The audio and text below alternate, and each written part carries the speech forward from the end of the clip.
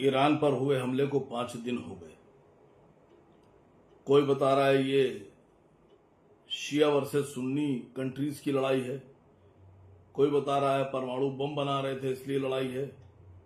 मैं आपको साफ तौर से बता दूं कि न ये शिया वर्सेस सुन्नी की लड़ाई है, न ये परमाणु बम बनाने की लड़ाई है।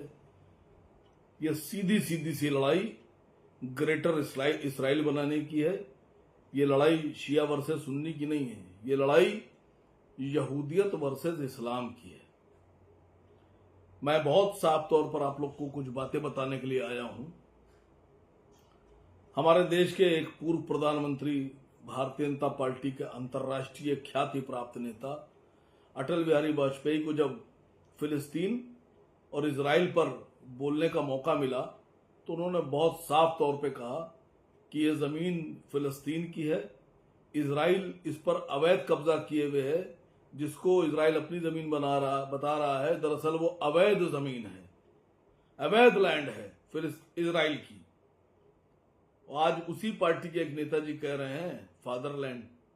अटल बिहारी वाजपेयी ने कहा अवैध लैंड खाली करना होगी, और बीजेपी के दूसरे नेता, देश के प्रधानमंत्री बता रहे हैं फादरलैंड।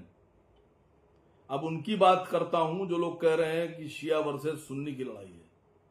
नहीं है शिया वर्सेस सुन्नी की लड़ाई, ये यहूदी वर्सेस इस्लाम की लड़ाई है।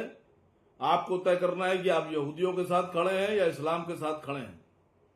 और जो लोग मेरी बात को इनकार करेंगे मानने से, मैं उन सबसे एक सवाल पूछ रहा हूं कि जिस वक्त सद्दाम हुसैन की हत्या की गई, यही अवैध हथियार, नाजायज हथियार बताकर, जानलेवा हथियारों का बहाना बनाकर, तो मैं उन लोगों से पूछ रहा हूं सद्दाम हुसैन कौन थे, शिया थे, सुन्नी थे? किसने मरवाया? दूसरा, मैं साफ तौर से फिर एक सवाल पूछ रहा हूं उन्हीं लोगों से जो शिया सुन्नी की लड़ाई बता रहे हैं। कर्नल गद्दाफी की हत्या हो गई, कर्नल गद्दाफी को गद्दी से बेदखल कर दिया गया। कौन थे कर्नल गद्दाफी? बताइए मुझे।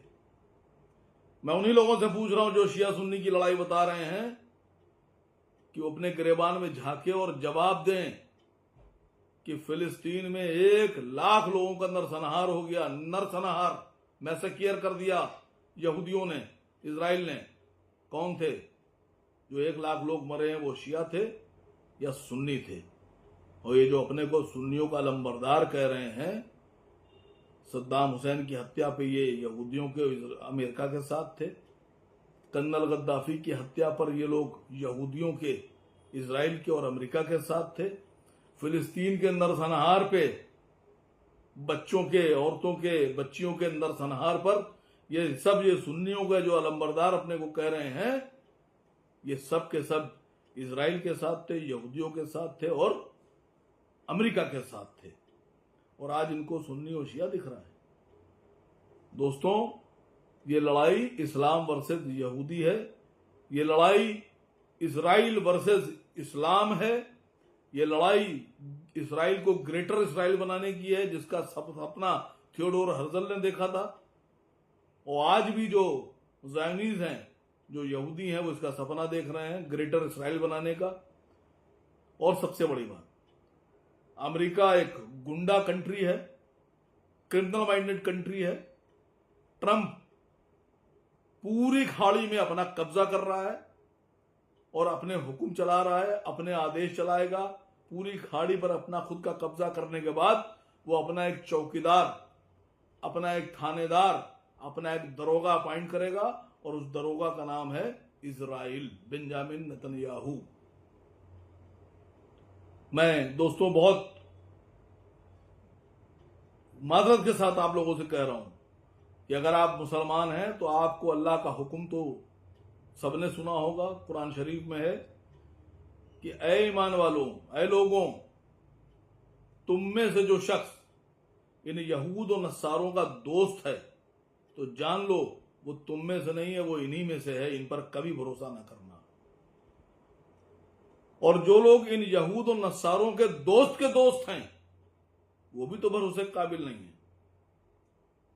ये लड़ाई शिया और सुन्नी की नहीं है, ये लड़ाई ईमान की और बेईमान की है।